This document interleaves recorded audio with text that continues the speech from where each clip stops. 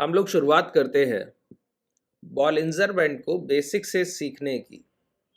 कल मैंने आप लोगों से पूछा था कि कितने लोग ऐसे हैं जो तैयार हैं किसी एक बड़े लंबे सेशन के लिए जहां पर आपका 30 35 या 40 मिनट का वक्त लिया जाए और बॉलिंजर बैंड को पूरा बेसिक से समझ लिया जाए कि क्या स्ट्रक्चर है, बनता कैसे है और इंडिकेटर किस लिए आपके लिए यूज़फुल है और कौन कौन से पैटर्न को आप यूज़ करेंगे बॉलिंजर बैंड में। ठीक है, तो जब हम बॉलिंजर बैंड को समझने की शुरुआत करते हैं, वहाँ पे पहला काम जो हम लोग करने वाले हैं वो ये कि बॉलिंजर बैंड होता क्या है और किस पर्पस से बॉलिंजर बैंड को हम यूज़ कर रहे होते हैं। जैसे कि बॉलिंजर बैंड के अगर यूज़ आप देखेंगे तो बॉलिंजर बैंड में टोटल कुल मिला के 4 तरीके की स्ट्रेटजीज बनती हैं।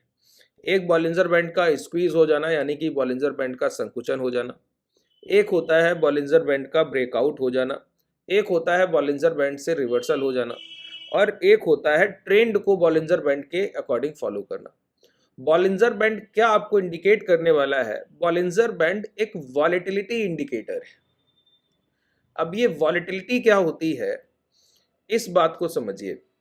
सबसे पहले, अगर रिसेंट कोई प्राइस अभी हमारा 200 के प्राइस पे ट्रेड कर रहा है, तो अब हम आने वाले कल के सेशन के लिए एक अंदाज़ा रख सकें कि कल मैक्सिमम प्राइस 205 तक चल के जाएगा और डाउन साइड मैक्सिमम प्राइस जो है वो 195 तक चल के जाएगा। ठीक है, तो ये जो आपने एक अनुमानित up and down, higher point और लोअर पॉइंट जो आपने लगभग लगभग उम्मीद के मुताबिक बता दिए कि max to max higher side momentum ये है और max to max lower side momentum ये है। अब इसका कितना प्रोबेबिलिटी है, इसकी संभावना कितनी है कि प्राइस 205 या 195 तक जाएगा, ये इस वॉलेटिलिटी रेंज पर निर्भर करता है। कि अगर आप बोलें कि 200 का भाव है, कल के दिन मात्र 202 और 198 की रेंज में रहेगा, तो आपका प्रोबेबिलिटी है वो कम हो गया। ठीक है, अगर आप उसी रेंज को थोड़ा बड़ा कर रहे हैं तो आपका जो प्रोबेबिलिटी है वो हाई हो गया। ठीक है, तो वॉलेटिलिटी इंडिकेटर ये कैसे है आपके लिए कि कभी भी बॉलिंजर बैंड का रेंज अगर आपके लिए बिगर है, इसका मतलब है कि मैक्सिमम चांसेस हैं कि प्राइस इस बैंड के अंदर ही ट्रेड करेगा, इस बैंड को ब्रेक करके ट्रेड नहीं कर सकता। एक बॉलिंजर बैंड का ब्रेकआउट का सेटअप होता है और एक बॉलिंजर बैंड के ब्लॉक का सेटअप होता है। पहले मैं आपको ब्रीफिंग दे रहा हूं, फिर बेसिक से शुरुआत करूंगा, पहले समझते जाइए एक एक पॉइंट को। ठीक है, बॉलिंजर बैंड के ब्रेकआउट के सेटअप में सिर्फ 2 से 3% चांसेस होते हैं कि प्राइस जो है वो बॉलिंजर बैंड को ब्रेक करके निकल जाएगा हायर साइड या लोअर साइड। ठीक है, अब बॉलिंजर बैंड को सबसे पहले यहाँ पे लगाते हैं। अब शुरुआत करते हैं कि बॉलिंजर बैंड को कैसे आप देखेंगे और समझेंगे कैसे। ये बॉलिंजर बैंड आपके सामने प्लॉट हुआ। ठीक है, इसमें 3 लाइनें आपको देखने को मिलती हैं। ये होती है अपर विड्थ, अपर बैंड, ये होती है मिडिल बैंड और ये होती है लोअर बैंड। ठीक है, अब ये जो मिडिल बैंड है इसी को हम बोलते हैं 20 का मूविंग एवरेज। यानी कि जिस भी टाइम फ्रेम पर आप बॉलिंजर बैंड को यूज कर रहे हैं, वहां से आखिरी 20 कैंडल का जो औसत है वो ये आपको एवरेज लाइन जो है वो निकाल के देती है। ठीक है, अच्छा, एवरेज को ही हम मीन भी बोलते हैं, एवरेज को ही, औसत को ही हम मीन भी बोलते हैं। तो इसीलिए बॉलिंजर बैंड की मिडिल लाइन को मीन कहा जाता है।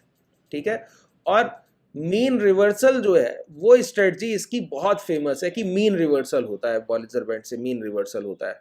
तो अभी समझेंगे कि मीन रिवर्सल भी क्या होता है। ठीक है, ये जो 20 का मूविंग एवरेज है, मिडिल लाइन, अगर किसी प्राइस के पिछली 20 कैंडल, जैसे कि ये विप्रो का चार्ट है, डेली टाइम फ्रेम पर हम प्राइस को देख रहे हैं, तो हमको समझ आया कि विप्रो के चार्ट में आखिरी 20 दिन का जो औसत भाव है वो 300 रुपए है। 300 का एवरेज प्राइस है विप्रो का। ठीक है, अब वहां से बॉलिंजर बैंड क्या करता है, हमको ये बताता है कि अब अगर रिसेंटली कोई मोमेंटम कल के सेशन में हुआ तो max to max price decline होके कहां तक गिर सकता है, 273 तक। मैक्स टू मैक्स अब कहां तक चल के जा सकता है, 327 तक। कहां से बता रहा है? ये मीन लाइन जो इसका एवरेज लाइन है, वहां से इसके कैलकुलेशन है। अच्छा, कैलकुलेशन किस बिहाफ पर होते हैं पहले तो ये समझने की कोशिश करते हैं, ठीक है। कैलकुलेशन किस बिहाफ पर होते हैं, तो मैं आपको बताऊं, बॉलिंजर बैंड का एक एसडी ग्राफ होता है जिसको हम लोग बोलते हैं स्टैंडर्ड डेविएशन ग्राफ, ठीक है। तो इसमें हम ये प्रोबेबिलिटी रखते हैं कि कितने परसेंट चांसेस है कि मार्केट इस बॉलिंजर बैंड की रेंज को ही ट्रेड करने वाला है। तो लगभग लगभग 95% चांसेस होते हैं कि कभी भी प्राइस, कोई भी आप शेयर पे किसी भी चार्ट पे आप बॉलिंजर बैंड को प्लॉट करेंगे तो वो प्राइस 95% ऑफ टाइम इस बैंड के अंदर रहने की कोशिश करता है। क्यों? क्योंकि ये 20+2 है। 20+2 20 के जो औसत पिछली 20 कैंडल का जो भी औसत भाव आएगा वहां से 2 डेविएशन ऊपर हम लोग उम्मीद रखते हैं प्राइस का मैक्स रेंज, और 2 डेविएशन नीचे उम्मीद रखते हैं प्राइस का मैक्स रेंज डाउन साइड, ठीक है। देखिए, जब भी आप SD+1 बोले, मैं आपको थोड़ा सा बेस बता रहा हूं जिससे आपको समझने में आसानी हो, ठीक है। जब भी आप SD+1 बोलते हैं तो ये आपका मीन लाइन हो गया, और प्राइस का मैक्सिमम चांस है कि इस तरीके से टोटल इसकी वॉलेटिलिटी को हम लोगों ने 100% मान लिया कि प्राइस यहाँ पे और यहाँ पे दोनों तरफ मिला के ये जो प्राइस है 50% इस साइड जा सकता है और 50% टोटल मोमेंटम जितना भी प्राइस करेगा, ठीक है, 50% इस साइड जा सकता है। तो यहाँ पे 34% जो मोमेंटम है, 34.1 होता है टेक्निकल में टोटल कंप्लीट मोमेंटम। तो SD+1 अगर यहाँ पे स्टैंडर्ड डेविएशन इसकी सेटिंग पे आप जाएंगे ना, तो यहाँ पे आप देखिए लेंथ मिलेगा 20, मल्ट मिलेगा 2, ठीक है। तो ये जो 2 है ना, अगर इसको हम 1 सेट कर दें तो इसका मतलब है कि 34% चांसेस ही रह जाएंगे प्राइस के इस बैंड के अंदर ट्रेड करने के। 34% वन साइड, और दोनों साइड 34% डाउन साइड और 34% हायर साइड, तो 68% चांसेस रह जाएंगे टोटल। 34% 34.1 होता है, ठीक है। तो दोनों मिला के लगभग लगभग 68% चांसेस होता है कि प्राइस इसी रेंज को ट्रेड करने वाला है। अब जब हम स्टैंडर्ड, जैसे यहाँ पे क्या है, स्टैंडर्ड डेविएशन 2 हम यूज कर रहे हैं, तो इसका मतलब है कि 13% की रेंज दोनों तरफ और बढ़ जाती है कि जो 13% के और मोमेंटम हायर साइड और लोअर साइड रह गए एक्स्ट्रा, वो भी अब कवर अप हो जाते हैं। तो हमारा जो वॉलेटिलिटी रेंज का कवरिंग होता है इसमें 95% होता है। इसीलिए जब भी आप ऐसे चार्ट को प्राइस पे, ऐसे बॉलिंजर बैंड को प्राइस पे लगाते हैं ना, तो आपको मैक्सिमम टाइम देखने को मिलता है कि प्राइस जो है उसी रेंज को ट्रेड करता है, उसी रेंज को ट्रेड करता है, ठीक है।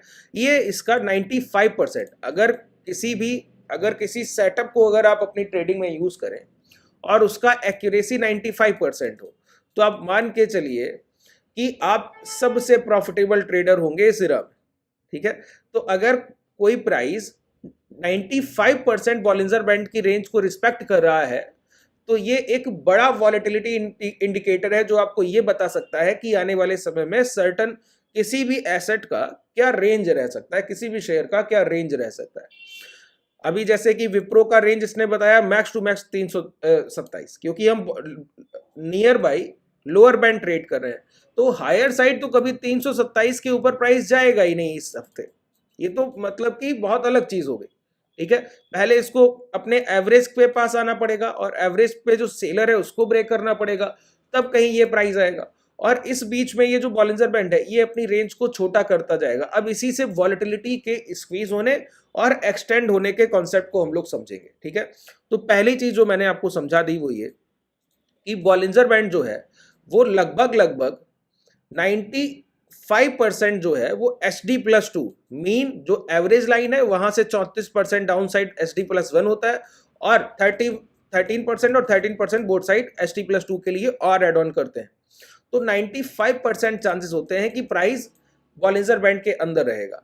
अब जब 95% चांसेस बॉलिंजर बैंड के इनसाइड प्राइस का रहता है, इसका मतलब है प्राइस के अपर बैंड को ब्रेक करके कोई मोमेंटम होगा, इसका चांस मात्र 2% है।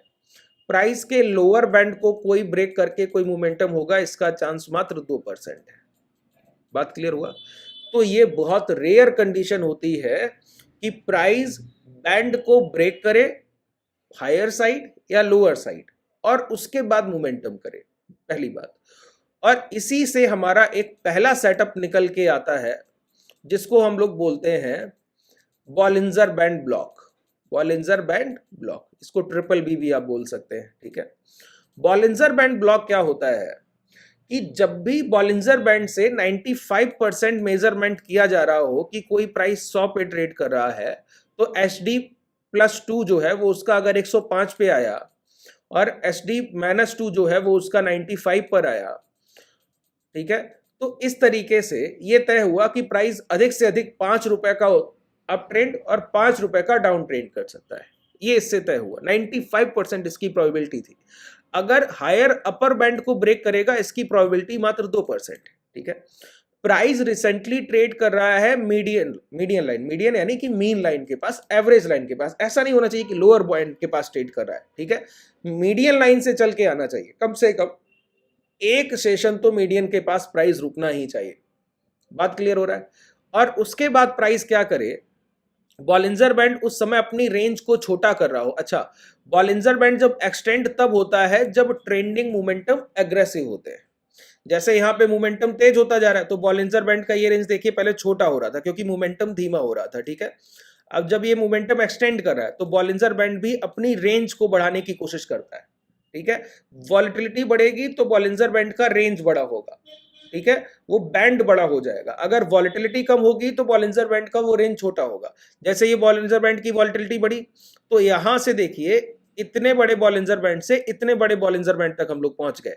ये वॉलेटिलिटी, इसीलिए मैंने बोला वॉलेटिलिटी इंडिकेटर है, ठीक है।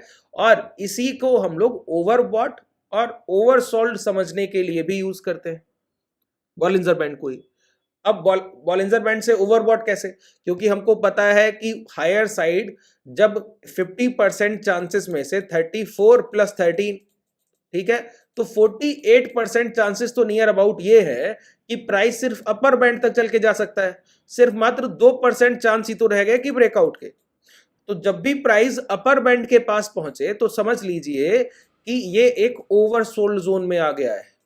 और कभी भी प्राइस जब ओवरसोल्ड जोन अपर बैंड के पास पहुंच रहा हो, उस टाइम पर बॉलिंजर बैंड स्क्वीज होके रेंज को बड़ा नहीं करना होना चाहिए। एक्सटेंडेड रेंज अगर हो रही है तो अभी प्राइस अपर बैंड के पास पहुंचा है, कल जब मार्केट ओपन होगा तो बैंड थोड़ा सा और ओपन हो जाएगा और एक्सटेंड होगा, तो प्राइस को यहां तक ट्रेंड करने का मौका मिलेगा।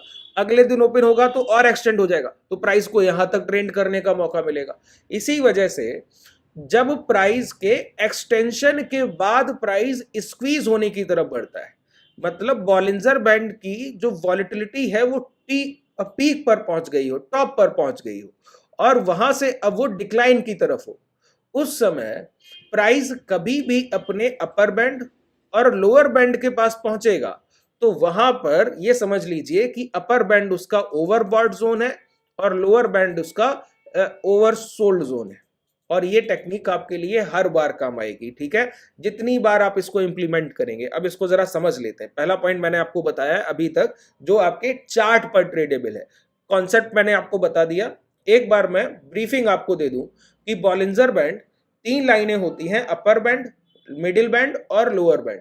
मिडिल बैंड का पिछली 20 कैंडल का जो भी औसत होगा, जो भी एवरेज प्राइस होगा, उससे अनुमानित 2 डेविएशन ऊपर, यानी कि 48% चांसेस हैं 50% में से कि प्राइस वहीं तक चल के जा सकता है, और अनुमानित 2 डेविएशन नीचे, यानी कि 48% चांसेस डाउन साइड भी हैं कि प्राइस लोअर बैंड तक ही चल के आएगा।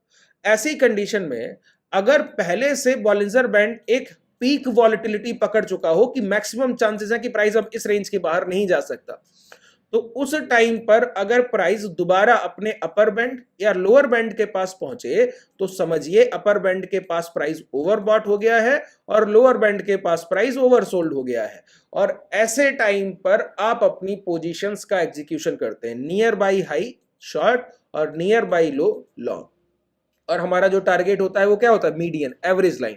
एवरेज लाइन पर तक ही हम लोग अपना प्राइस रखते हैं। क्यों? क्योंकि अगर प्राइस एवरेज लाइन के नीचे है तो डिस्काउंटेड सेशन है, एवरेज तक जाएगा, गिरावट करेगा। अगर एवरेज के ऊपर है तो भी स्ट्रॉन्ग प्राइस है, औसत तक आएगा, 20 कैंडल के औसत से डिमांड उठाएगा। तो हमारा मैक्स टारगेट एवरेज लाइन होता है और वो ब्रेकआउट ब्रेकडाउन होते रहते हैं। अब इस चीज को समझ लेते हैं। इतना ही चार्ट देख रहे हैं, जितना चार्ट अभी तक देखा है उतना ही देखेंगे, ठीक है। यहां पे देखिए बॉलिंजर बैंड में थोड़ा सा एक्सटेंशन था। एक्सटेंशन के टाइम पे बॉलिंजर बैंड ने अपनी रेंज को ओपन किया, यहां पे बंद करने की शुरुआत की। अब देखिए जहां पर बॉलिंजर बैंड के ये जो आपके कर्व होते हैं ना, ये घूमने लगे, अब कर्व डाउन साइड घूमने लगे, यहां भी ये कर्विंग देखिए एक्सटेंड कर रही है, ठीक है, यहां पे ये कर्विंग देखिए एक्सटेंड कर रही है, तो ये बॉलिंजर बैंड क्या कर रहा है, एक्सटेंशन की तरफ जा रहा है, कर्विंग जो है वो ब्रॉड हो रही है, स्क्वीज नहीं हो रही, ब्रॉड हो रही और बड़ी हो रही, तो वॉलेटिलिटी रेंज बड़ा हो रहा है, छोटा नहीं हो रहा है। तो जब भी वॉलेटिलिटी रेंज इस तरीके से ब्रॉड होगा तो तभी वो पीक पकड़ेगा। अगर वॉलेटिलिटी रेंज ऐसे जाके छोटा होने लगे तो वो तो क्या है कि वो तो नैरो हो जाएगा वॉलेटिलिटी रेंज, ठीक है, वो जो वॉलेटिलिटी का रेंज है वो छोटा हो जाएगा। तो पीक कब पकड़ेगा, जब एक्सटेंशन होगा, ब्रॉड होगा, बड़ा होगा रेंज, ठीक है। तो यहां पे देखिए जब प्राइस यहां पे रुकने लगा तो ये वॉलेटिलिटी रेंज पहले छोटा हुआ, छोटा होने के टाइम पे प्राइस जब लोअर बैंड के पास आया, ठीक है, तो लोअर बैंड ही देखिए बढ़ता रहा, मैंने क्या आपको बोला था कि बैंड ही एक्सटेंड करेगा और प्राइस उसी के साथ ऊपर पर चलता रहेगा। इसी तरीके से यहां पे बैंड ही एक्सटेंड करने लगा सर। अब जब बैंड एक्सटेंड करने लगा, क्यों, क्योंकि बैंड का जो वॉलेटिलिटी रेंज है वो छोटा हो गया, और जो परसेंटाइल इंप्लॉयड वॉलेटिलिटी परसेंटाइल है, जब भी वो अपने बॉटम पे होता है तो वो एवरेज को पकड़ने की कोशिश करता है। अब आईवी परसेंटाइल को हम लोग फिर कभी समझेंगे अगर मौका मिला तो आपको समझ आएगा कि इंप्लॉयड वॉलेटिलिटी का परसेंटाइल कैसे काम करता है, ठीक है। अब प्राइस ने इसको देखिए इसी लाइन को पकड़ के ट्रेड, इसके नहीं, अब बिलो नहीं ब्रेक ब्रेक करके ट्रेड नहीं कर रहा है, एक कैंडल सिर्फ, और लगातार कैंडल यहीं पे ट्रेड कर रही, लेकिन प्राइस जो है जो लो लगाया था 294 का, वहां से गिरते गिरते कहां तक आ गया, 286 तक, और बैंड को पकड़ के ही आ गया। क्यों, वॉलेटिलिटी रेंज में जो है वो एक्सटेंशन आ रहा था।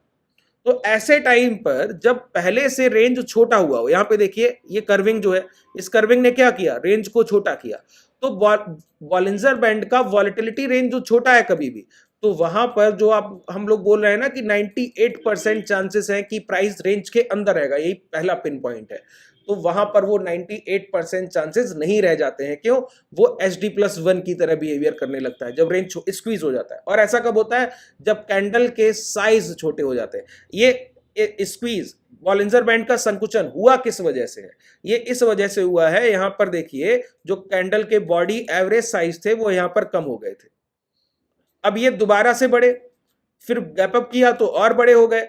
तो जब बॉलिंजर बैंड के अंदर कैंडल्स के बॉडी साइज बड़े होते हैं तो बॉलिंजर बैंड एक्सटेंड करता है, ठीक है।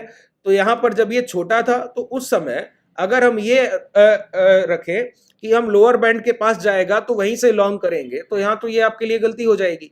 इसीलिए मैंने आपको बोला जब बॉलिंजर बैंड एक्सटेंशन की तरफ हो, एक्सटेंशन की तरफ हो, अब यहां पे बॉलिंजर बैंड जो है वो एक्सटेंशन की तरफ है, यहां पे बॉलिंजर बैंड एक्सटेंशन की तरफ है, उस समय पर पहला जो हम लोग यूज करते हैं वो यूज करते हैं बॉलिंजर बैंड ब्लॉक। क्यों, क्योंकि मात्र 2% प्रोबेबिलिटी है कि कोई प्राइस बॉलिंजर बैंड के अबव ट्रेड कर पाएगा और बिलो ट्रेड कर पाएगा।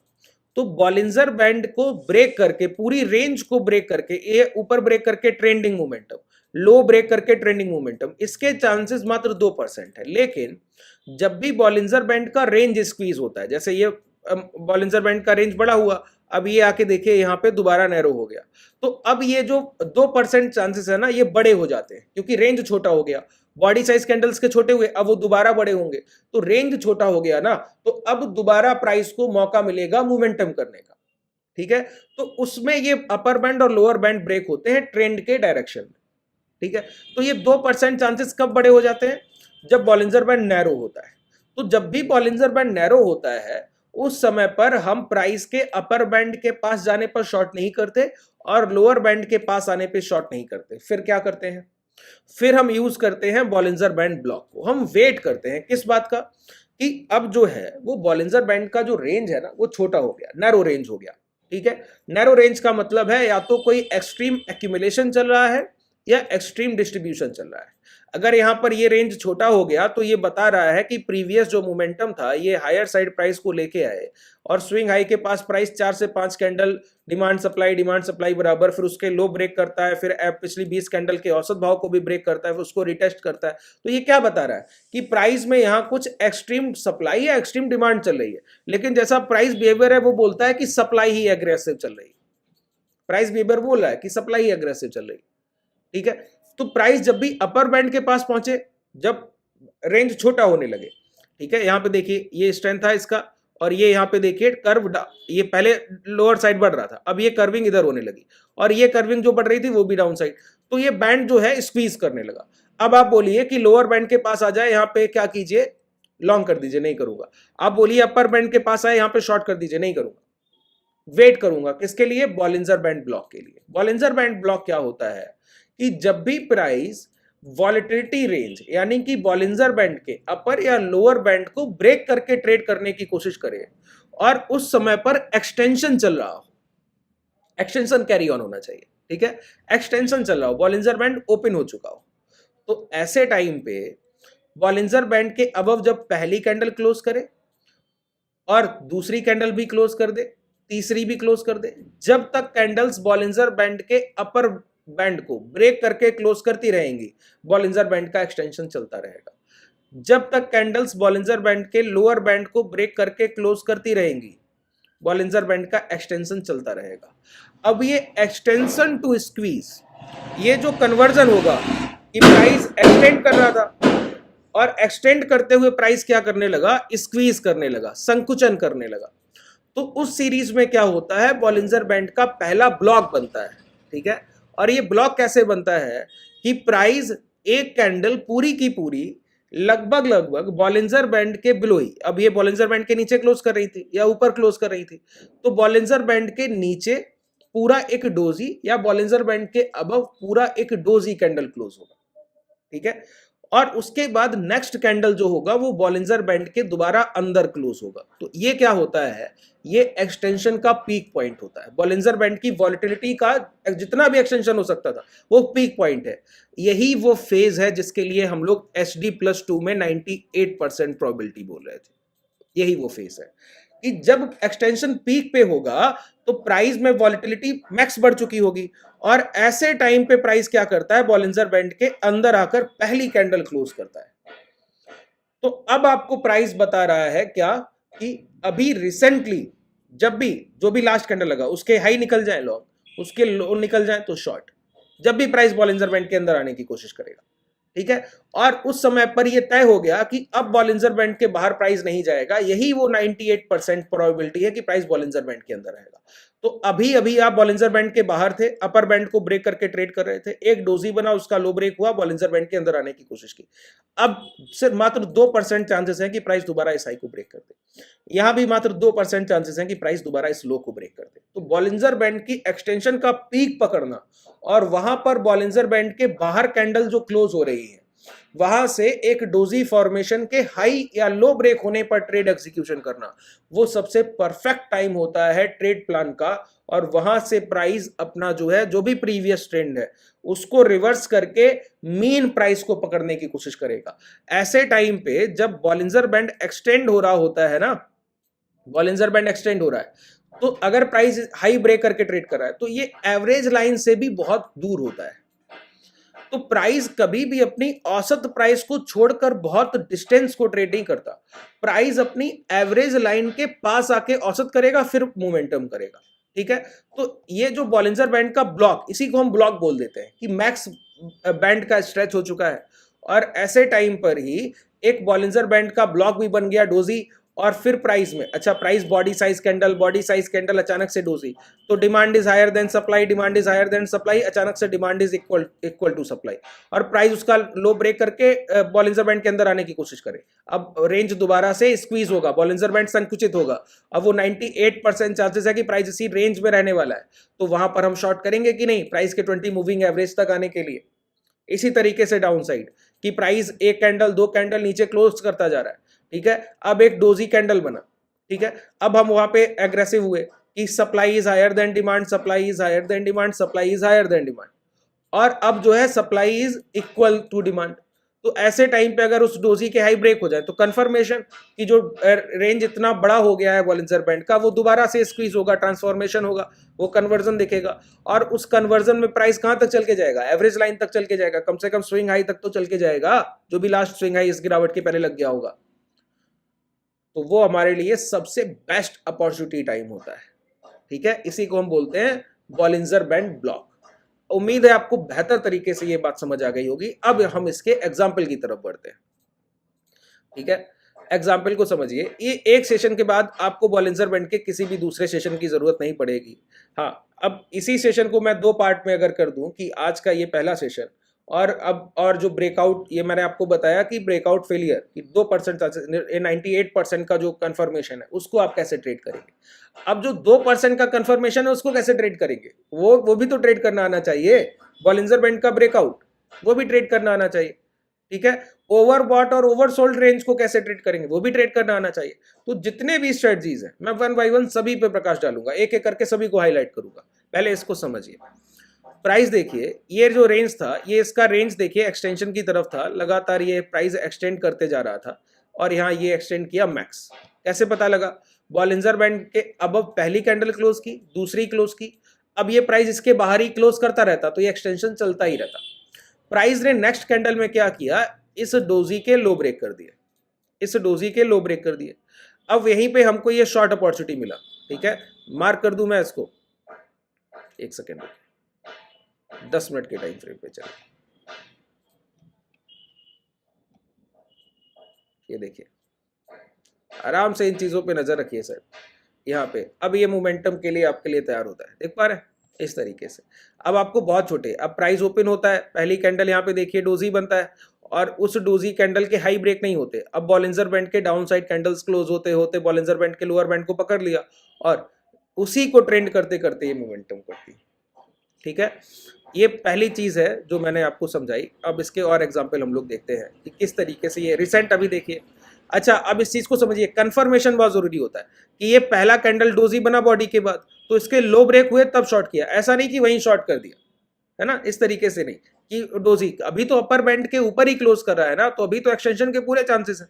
जब कंफर्मेशन हो कि बैंड कहां पे है, प्राइस 317, अगर 317 के नीचे की क्लोजिंग मिले तो 5 मिनट का कैंडल आपका 317 के आसपास बन गया और वो नेक्स्ट कैंडल इसके लो ब्रेक कर दे डोजी, तो समझ लीजिए कि डेली टाइम फ्रेम के अंदर हम ट्रेड करने जा रहे हैं और उसका टारगेट हमारा ये जो 20 का मूविंग एवरेज है।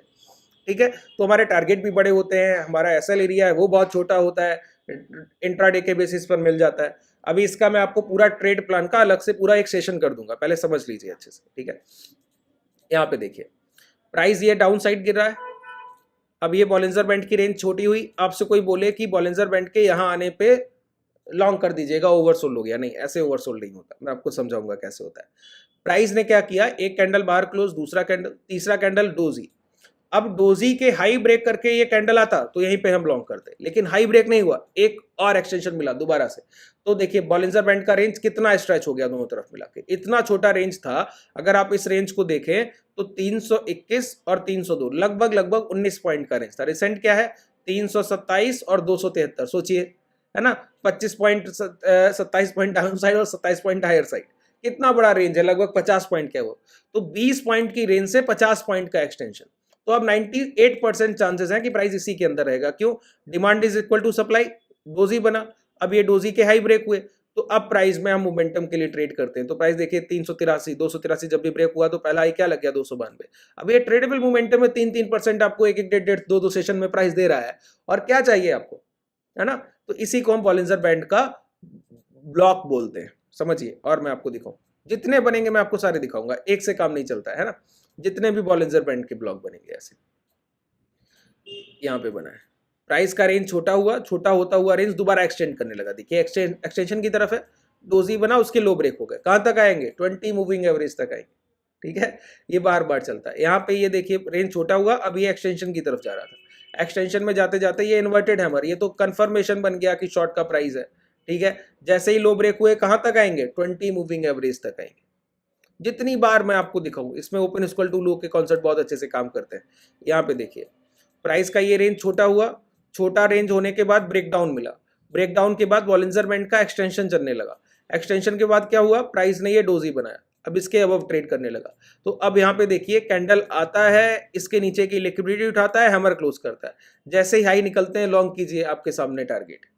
ठीक है, तो जितनी बार ये एक्सटेंशन और आपका स्क्वीज चलेगा तब तक प्राइस इसी तरीके के मोमेंटम बार बार रिपीटेटिव मोड पे करता है, एक बार नहीं। और हमको तो सिर्फ उतना ही चाहिए, हम लोग तो इंट्राडे ट्रेडर है, डेली टाइम फ्रेम की मार्किंग करते हैं, डेली टाइम फ्रेम की मार्किंग से कोई भी डोजी, जैसे ये डोजी अब इसके हाई निकल जाए हम लॉन्ग करेंगे सर, हमको तो बस इतना ही चाहिए, हमको ज्यादा चाहिए ही नहीं।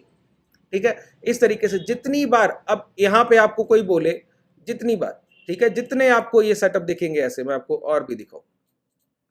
यहाँ पे ये बॉलिंजर बैंड देखिए एक्सटेंड कर रहा है, और एक्सटेंड करता हुआ बॉलिंजर बैंड हाई ब्रेक करके एक रेड कैंडल का फॉर्म, लो ब्रेक हुए, हमको बस उतना ही मोमेंटम से मतलब है। इंट्राडे में आपको इसको यूज करना है ना, तो डेली टाइम फ्रेम की मार्किंग और इंट्राडे में उसको आप इंप्लीमेंट कीजिए, बहुत अच्छे से काम करता है। आप जितनी बार इसको यूज करेंगे, ठीक है। अब देखिए यहाँ पे कुछ चीजें रह गई कि बॉलिंजर बैंड से ट्रेंड को कैच करना। वहां पे ये जो है बॉलिंजर बैंड एक डायरेक्शन को बढ़ता ही जाएगा, ठीक है। अब बॉलिंजर बैंड का जो ये बॉलिंजर बैंड ब्लॉक बनता है ना, ये तब बनता है जब एक्सटेंशन बोथ साइड चल रहा है, बोथ साइड चल रहा है। अगर एक्सटेंशन वन साइड चल रहा है और एक रेंज उसको पकड़ने को दौड़ रहा है, लोअर बैंड हायर बैंड को पकड़ने को दौड़ रहा है, पैरेलल होने को दौड़ रहा है, तो ऐसे टाइम पर प्राइस में हमको डिस्काउंट नहीं मिलते, हमको मीन प्राइस से लॉन्ग करना होता है। जब जब मीन प्राइस आएगा तो लॉन्ग करेंगे। इसको बॉलिंजर बैंड से की ट्रेंडिंग स्ट्रेटजी बोलते हैं। आप लोग कमेंट सेक्शन में बताइएगा, क्या अब आप दूसरे सेशन के लिए तैयार हैं जहां पे दोबारा से मैं आपके 35-40 मिनट लूं, 30 मिनट कम से कम लूं, और आपको बताऊं कि बॉलिंजर बैंड की ट्रेंडिंग स्ट्रेटजी कैसे काम करती है, ठीक है। कोशिश करूंगा 20-25 मिनट का ही सेशन रहे। अगर आपको ये सेशन पसंद आता है तो ज्यादा से ज्यादा लोगों के साथ, अपने शुभ चिंतकों के साथ शेयर कीजिए। सर, मार्केट का रियल नॉलेज, जो जैम नॉलेज है, वो सभी लोगों के पास पहुंचना चाहिए। उनको भी पता हो कि क्या ट्रेडेबल है, क्या नहीं ट्रेडेबल है। किसी सेटअप की तरह मार्केट को ना सीखें, एक कंप्लीट प्राइस एक्शन का एक अपना एक अप्रोच रखें सीखने का, और उसी के अकॉर्डिंग अपने आगे के लाइफ लॉन्ग के, लाइफ टाइम के ट्रेड प्लान कीजिए, ठीक है। अगर आपको कोई डाउट रह गया उस सेशन में तो कमेंट सेक्शन में बताइएगा। नेक्स्ट बॉलिंजर बैंड के सेशन में मैं उसको पूरा कंप्लीट कवर अप करूंगा। और बॉलिंजर बैंड की ट्रेंडिंग स्ट्रेटजी सीखनी है तो आप कमेंट सेक्शन में बता सकते हैं। अगर आप हमसे जुड़ना चाहें तो डिस्क्रिप्शन में आपके पास कॉन्टैक्ट डिटेल है और एप्लीकेशन का लिंक है। ये जो मैं डीमेट यूज कर रहा हूँ ये धन का है, अगर इसको आप ओपन करना चाहें अंडर हमारी फ्रेंचाइजी, उसके लिए भी आपको धन के डीमेट का लिंक भी डिस्क्रिप्शन में मिल जाएगा। धन्यवाद।